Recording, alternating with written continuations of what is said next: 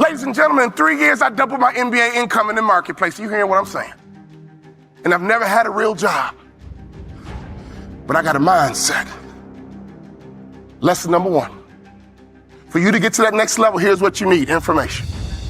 You need to get information. No offense, I don't even watch TV.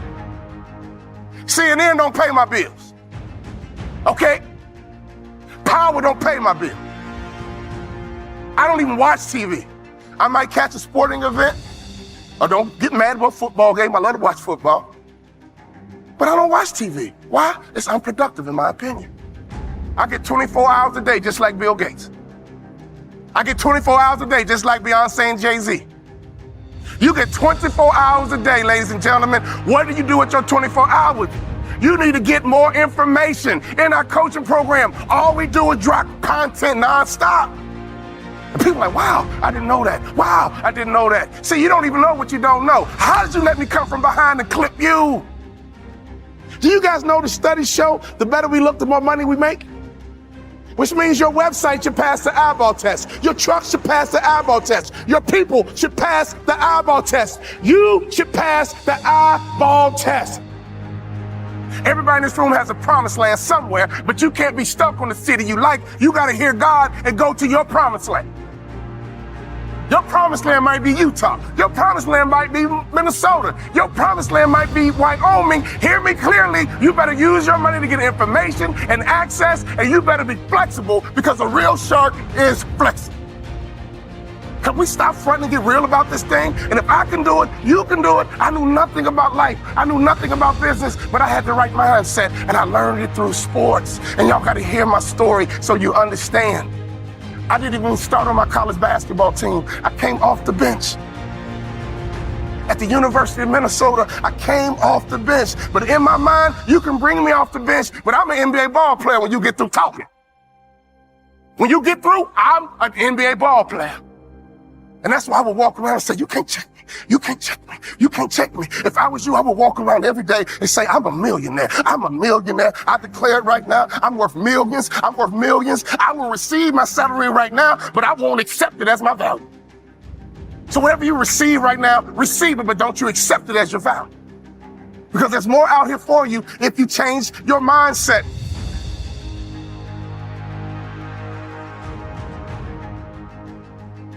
In my coaching program, I got a concept called the black tie effect.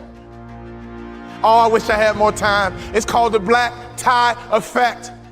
If you don't own your own tuxedo and go to at least 6 to 10 black tie events in your market, you suck. There's no better way for you to distinguish yourself as a top business leader in your area than to go to black tie events. I didn't say fundraiser. Black tie events attract the top businessmen in your area. And what happens at a black tie event? You sit at a table, and in America we ask 2 questions. What are those 2 questions? What is your name? And what do you do? What is your name? And what do you do?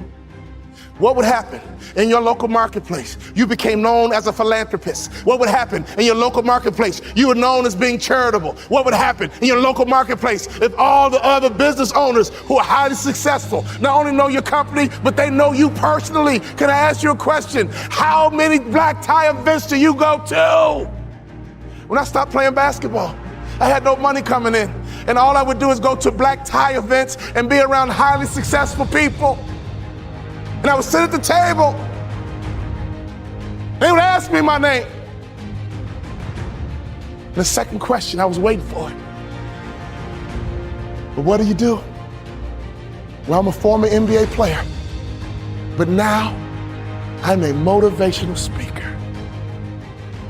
And at those black tie events, you know, they attract not only successful business people, they attract the good guys too.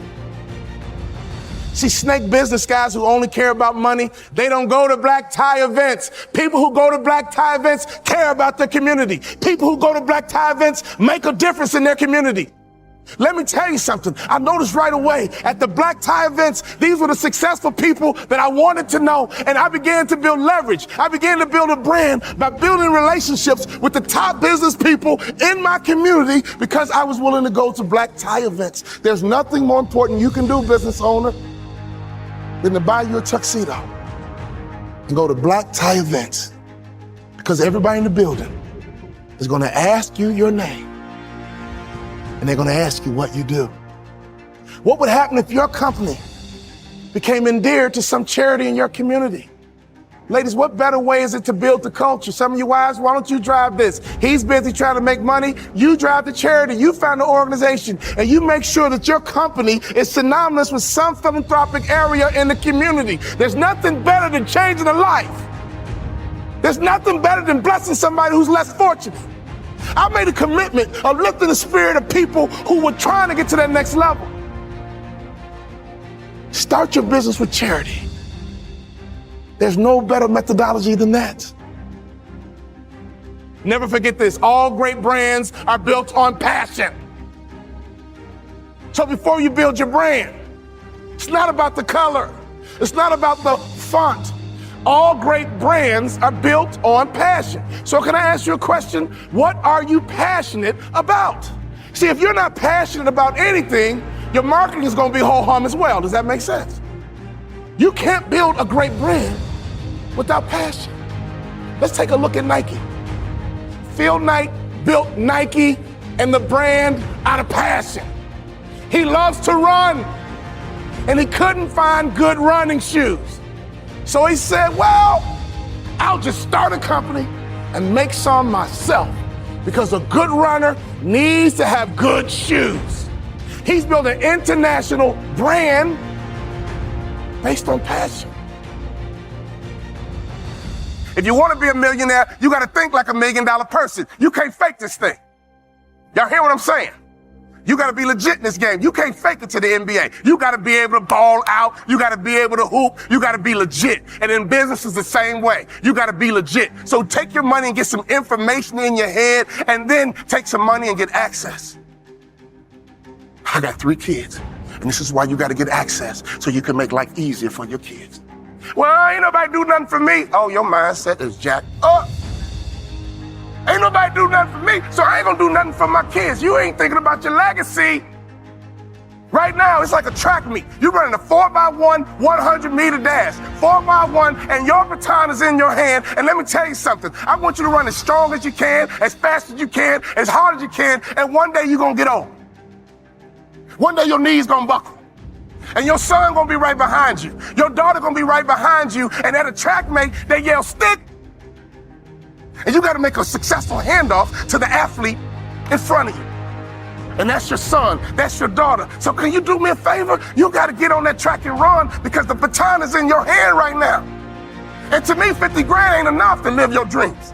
To me, 80 grand ain't enough to live your dreams. Who's trying to live in that big house? Who's trying to live in that big car? Who's trying to retire with some real money in the bank? Ladies and gentlemen, you guys know the average American only has $1,500 in savings? You're a car accident away from going broke. Hear me closely. Don't sell product.